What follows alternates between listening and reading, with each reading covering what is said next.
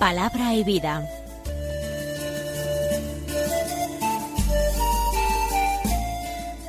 Con el padre Manuel Horta, desde Sevilla.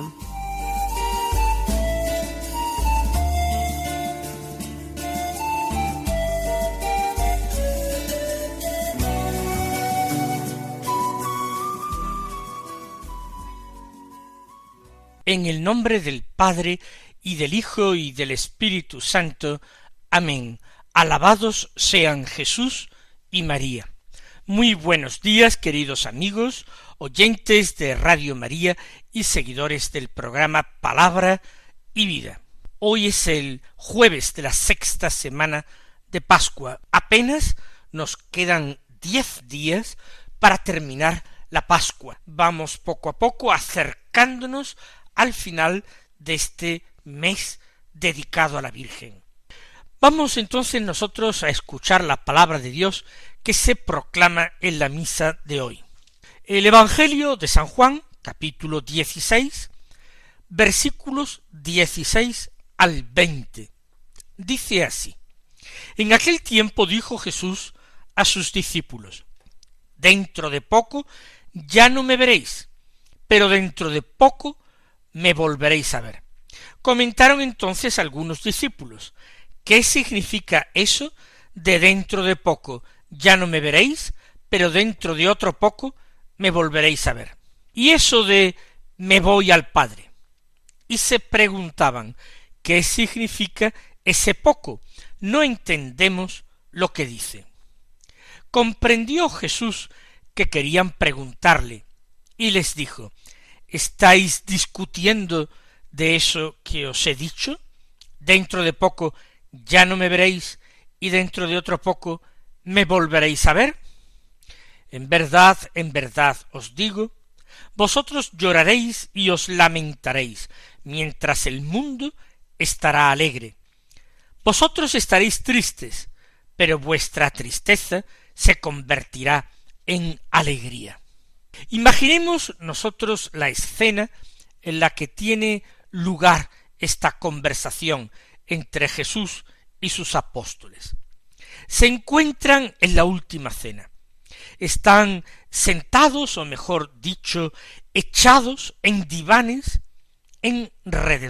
alrededor de la mesa.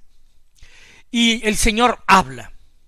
Los discípulos escuchan, pero a veces comentan entre ellos las cosas que va diciendo el Señor. No siempre tienen la valentía de tomar la palabra en un momento tan solemne para pedir aclaraciones a Jesús. Y empieza así la enseñanza del Evangelio de hoy. Dentro de poco ya no me veréis, pero dentro de otro poco me volveréis a ver. Más aún, esta frase se repite 3 veces en los apenas 5 versículos de que consta el Evangelio de la misa de hoy. Dentro de poco ya no me veréis. ¿A qué se refiere Jesús? El primer sentido, el más obvio, inmediato, directo, es que los apóstoles abandonaron a Jesús en su pasión. Dejaron de verlo físicamente porque Jesús fue hecho prisionero. Después, los apóstoles no estuvieron presentes durante el juicio o los juicios a que fue sometido el Señor. No parece que estuvieran los apóstoles en el camino de la cruz, tampoco en el Calvario, a excepción del discípulo amado, del apóstol y evangelista Juan, el hijo de Zebedeo, a quien vemos junto a María en estos momentos. Dentro de poco ya no me veréis. No lo verán con los ojos humanos. Pero añade, pero dentro de otro poco me volveréis a ver. Efectivamente, porque al tercer día Jesús resucitó, y el mismo domingo de su resurrección se apareció a sus apóstoles que estaban reunidos en el cenáculo con las puertas cerradas por miedo a los judíos. Con toda probabilidad en aquella misma habitación en que se encuentran celebrando la última cena. Por tanto, dentro de poco, al tercer día, Jesús fue muerto, se apartó de la vista de los suyos aquella misma noche del jueves al viernes y estuvo ausente para ellos durante casi 3 días. Es al atardecer o al anochecer del domingo, cuando están reunidos, digo, en el cenáculo el domingo, cuando el Señor se presenta. Pero ante estas palabras que les resultan enigmáticas, que no pueden comprenderlas inmediatamente, surgen los comentarios entre ellos, cada uno con el compañero junto al cual se encuentra recostado a la mesa.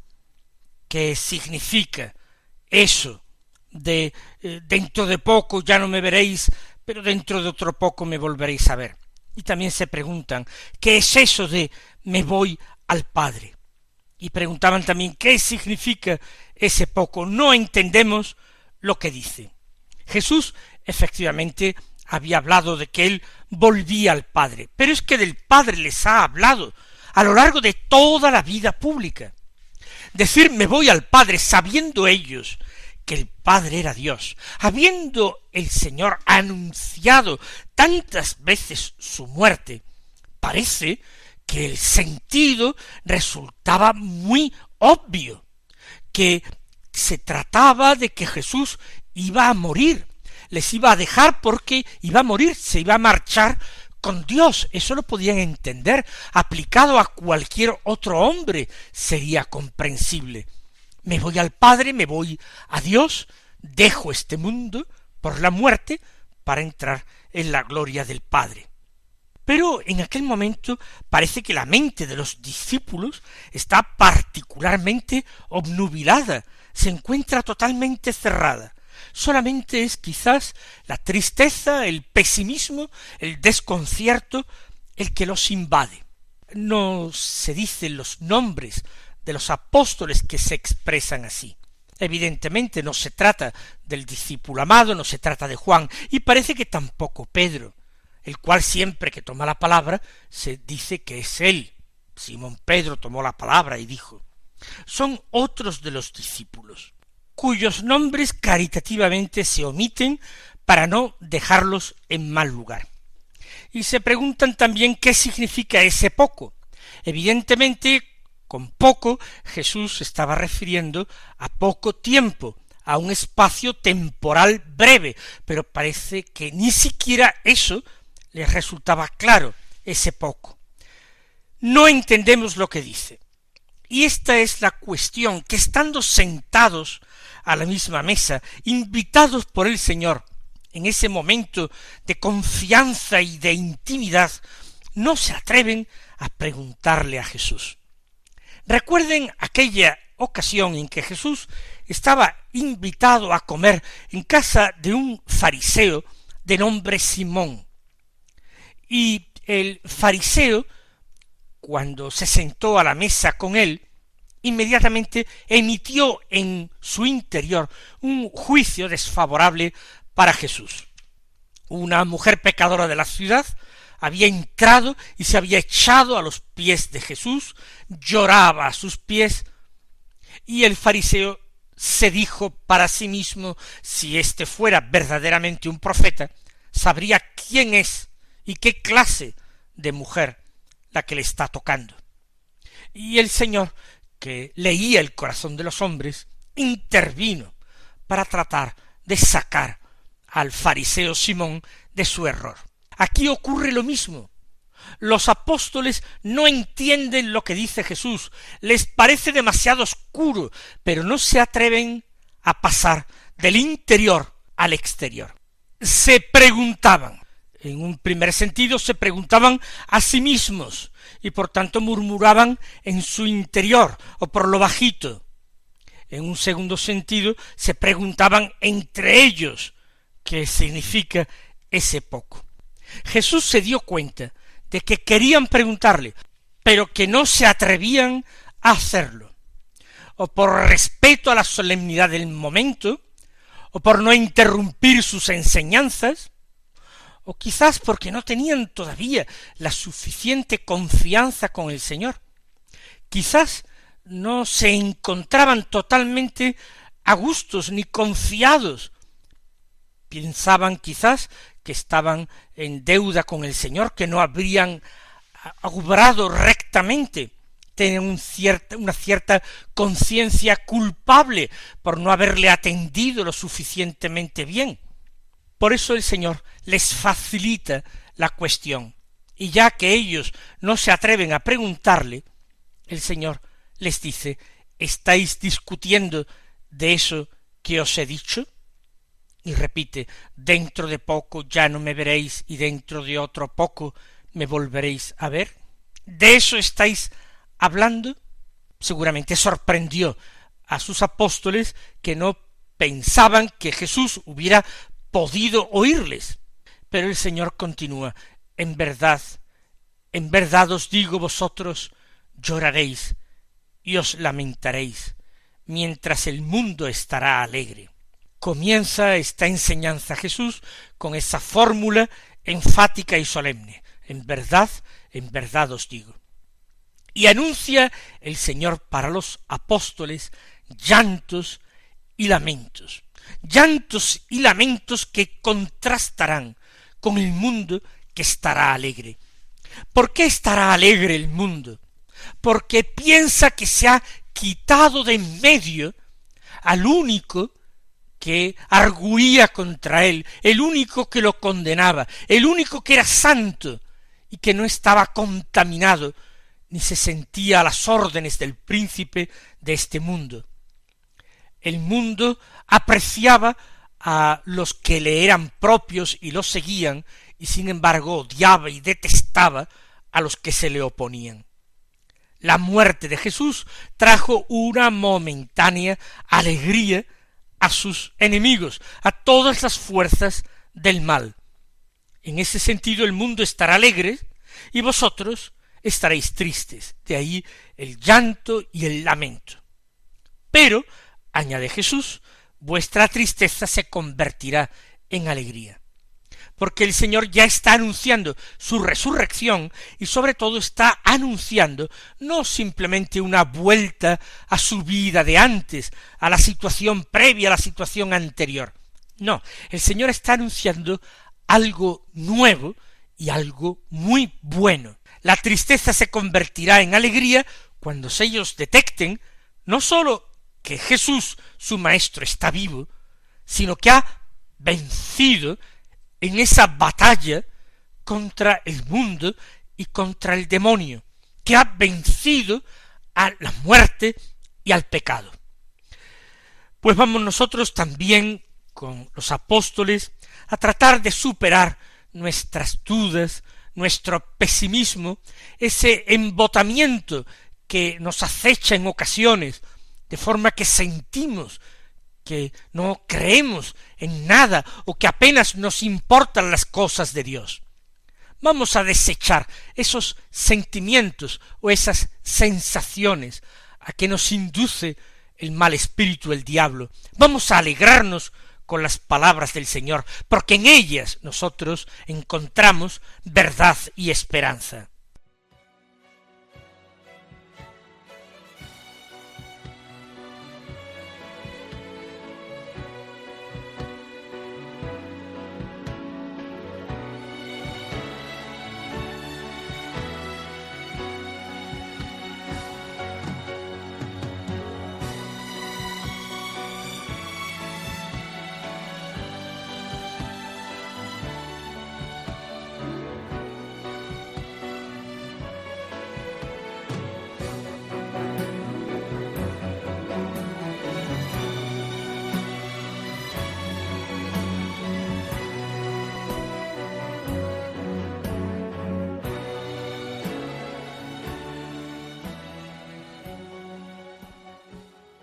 Ya que disponemos de tiempo, vamos a escuchar también la primera lectura de la palabra de Dios. Ya sabemos que es del libro de los Hechos de los Apóstoles, del capítulo 18, los versículos 1 al 8, que dicen así: en aquellos días Pablo dejó Atenas y se fue a Corinto. Allí encontró a un tal Áquila, judío natural del Ponto, y a su mujer Priscila. Habían llegado hacía poco de Italia, porque Claudio había decretado que todos los judíos abandonasen Roma. Se juntó con ellos y como ejercía el mismo oficio, se quedó a vivir y a trabajar en su casa. Eran tejedores de lona para tiendas de campaña. Todos los sábados discutía en la sinagoga, esforzándose por convencer a judíos y griegos. Cuando Silas y Timoteo bajaron de Macedonia, Pablo se dedicó enteramente a predicar, dando testimonio ante los judíos de que Jesús es el Mesías. Como ellos se oponían y respondían con blasfemias, Pablo sacudió sus vestidos y les dijo: vuestra sangre recaiga sobre vuestra cabeza. Yo soy inocente y desde ahora me voy con los gentiles. Se marchó de allí y se fue a casa de un cierto Ticio Justo, que adoraba a Dios y cuya casa estaba al lado de la sinagoga. Crispo, el jefe de la sinagoga, creyó en el Señor con toda su familia. También otros muchos corintios, al escuchar a Pablo, creían y se bautizaban.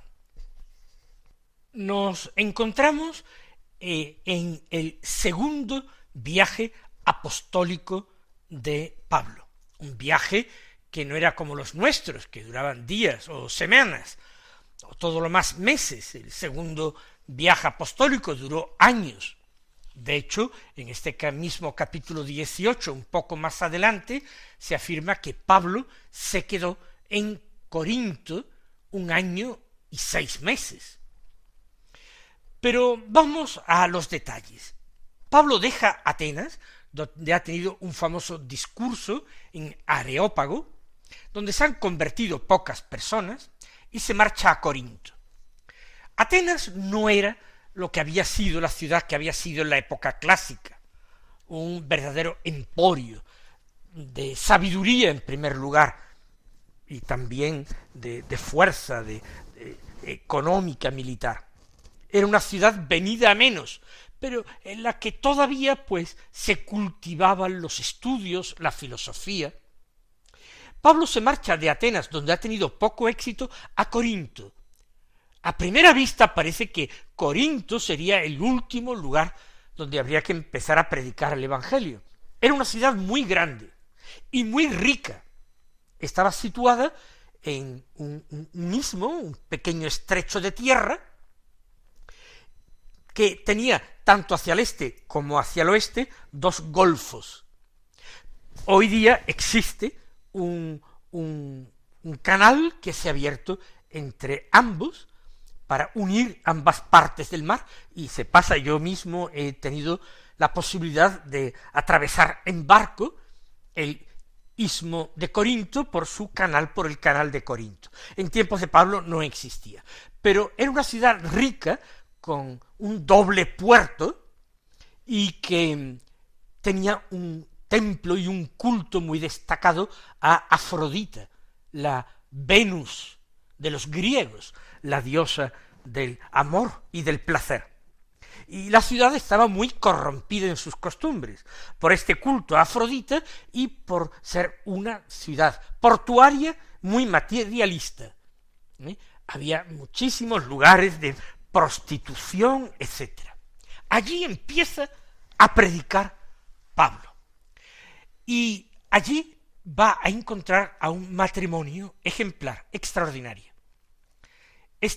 Áquila y su mujer Priscila, que son, dice, naturales del Ponto. El Ponto es una zona que está al norte de lo que hoy es Turquía. El Ponto es el Mar Negro, y es una zona costera del Mar Negro al norte, que da al Mar Negro, al noroeste, para ser exactos, y que vivían en Italia, pero habían sido expulsados por el emperador Claudio a raíz de los conflictos que hubo con judíos y cristianos en Roma. Los expulsó a todos. Eran tejedores de lona, y Pablo parece que tiene la misma profesión y se queda allí. Y él va a predicar el Evangelio, pero trabajando con sus propias manos, ganándose el sustento. Él pone mucho empeño y lo repite en muchas de sus cartas, que él no quiere ser gravoso para nadie. Él se gana el pan con el sudor de su frente. Y va los sábados a la sinagoga, como todos los judíos, y allí habla, y allí se esfuerza porque el Evangelio sea conocido. Ya cuando Silas y Timoteo, esos dos compañeros que habían quedado en Macedonia, se reencuentran con él en Corinto, él se dedica ya a tiempo completo a predicar. Y sus compañeros se supone que buscarán medios de subsistencia para ellos, o que sus compañeros trabajarán con Áquila y Priscila. Nosotros vamos a pedirle al Señor que sacuda de nuestras vidas la pereza, la comodidad, el ansia del dinero, que el predicar el Evangelio sea siempre siguiendo esa norma del Señor. Recibisteis gratis el Evangelio, dadlo gratis. Que el Señor nos invite a ser laboriosos y esforzados, y a no temer los lugares difíciles, que aparentemente serán los menos propicios para recibir el Evangelio, para predicarlo allí, porque el Señor sabe hacer milagros y es el Espíritu Santo el que es capaz de convertir los corazones. Mis queridos hermanos, que el Señor os colme de sus bendiciones y hasta mañana si Dios quiere.